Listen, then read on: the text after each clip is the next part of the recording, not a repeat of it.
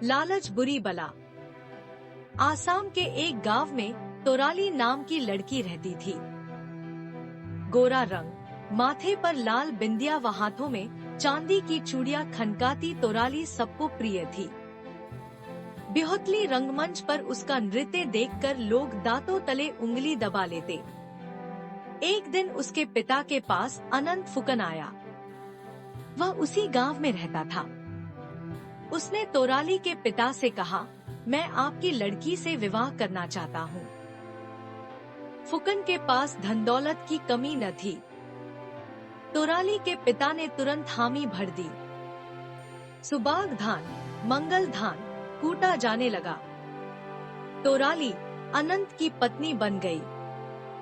कुछ समय तो सुखपूर्वक बीता, किंतु धीरे धीरे अनंत को व्यवसाय में घाटा होने लगा। देखते ही देखते फुकन के घर में गरीबी छा गई। तोराली को भी रोजी रोटी की तलाश में घर से बाहर निकलना पड़ता था। इस बीच उसने 5 बेटों को जन्म दिया। एक दिन पेड़ के नीचे दबने से फुकन की आंखें जाती रहीं।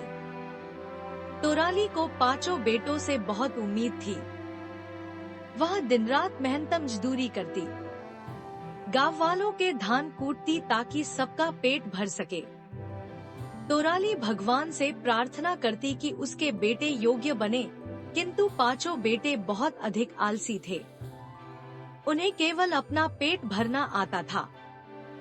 माता पिता के कष्टों से उनका कोई लेना देना नहीं था। तोराली ने मंदिर में ईश्वर से प्रार्थना की कि उसे एक मेहनती व समझदार पुत्र पैदा हो, परंतु उसने बालक की जगह एक सांप को जन्म दिया। जन्म लेते ही सांप जंगल में चला गया। तोराली अपनी फूटी किस्मत पर रोती रही।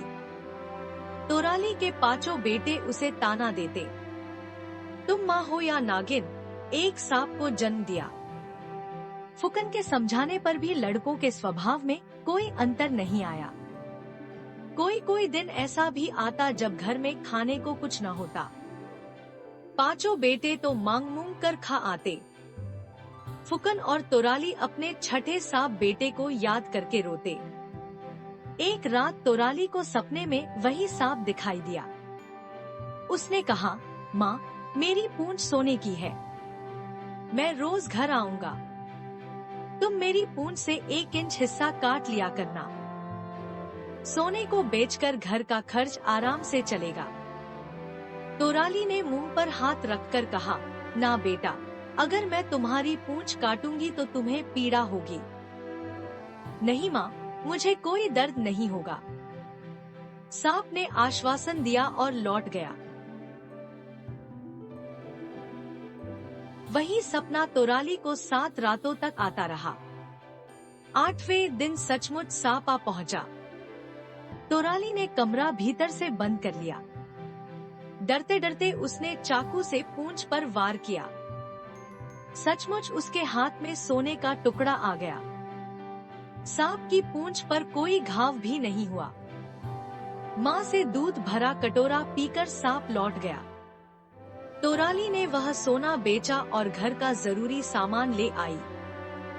शाम को खाने में पीठा व लड्डू देखकर लड़के चौंके। तोराली ने झूठ बोल दिया कि उनके नाना ने पैसा दिया था। इसी तरह सांप आता रहा और तोराली घर चलाती रही। उसका झूठ ज्यादा दिन चल नहीं सका।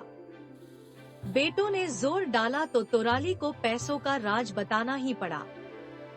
बड़ा लड़का दुत्कारते हुए बोला, मूर्ख माँ, यदि हमारे सांप भाई की पूरी पूंछ सोने की है तो ज्यादा सोना क्यों नहीं काटती? छोटा बोला, हाँ, इस तरह तो हम कभी अमीर नहीं होंगे। रोज थोड़े थोड़े सोने से तो घर खर्च ही पूरा पड़ता है। तोराली और फुकन चुपचाप बेटों की बातें सुनते रहे। बेटों ने माँ पर दबाव डाला कि वह कम से कम 3 इंच सोना अवश्य काटे ताकि बचा हुआ सोना उनके काम आ सके। तोराली के मना करने पर उन्होंने उसकी जमकर पिटाई की।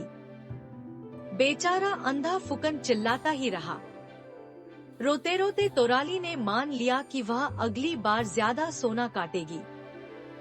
अगले दिन सांप बेटे ने दरवाजे पर हमेशा की तरह आवाज लगाई, दरवाजा खोलो, मैं हूँ आया, तुम्हारे लिए सोना हूँ लाया, क्या तुमने खाना भरपेट खाया? सदा की तरह तोराली ने भीतर से ही उत्तर दिया, मेरा बेटा जग से न्यारा, माँ के दुख समझने वाला, क्या हुआ अगर इसका है रंग काला? सांप भीतर आया, तोराली ने उसे एक कटोरा दूध पिलाया। बेटों की मार से उसका अंग अंग दुख रहा था। उसने नजर दौड़ाई, पांचों बेटे दरारों से भीतर झांक झांक कर उसे जल्दी करने को कह रहे थे। तोराली ने चाकू लिया और पूंछ का 3 इंच लंबा टुकड़ा काट दिया। अचानक चाकू लगते ही पूंछ से खून की धार बह निकली। सांप बेटा तड़पने लगा और कुछ ही देर में दम तोड़ दिया। तोराली बेटे की मौत का गम मनाती रही और बेटों को अपने लालच का फल मिल गया। हाँ, वह 3 इंच टुकड़ा भी 3 घंटे बाद मांस का टुकड़ा बन गया।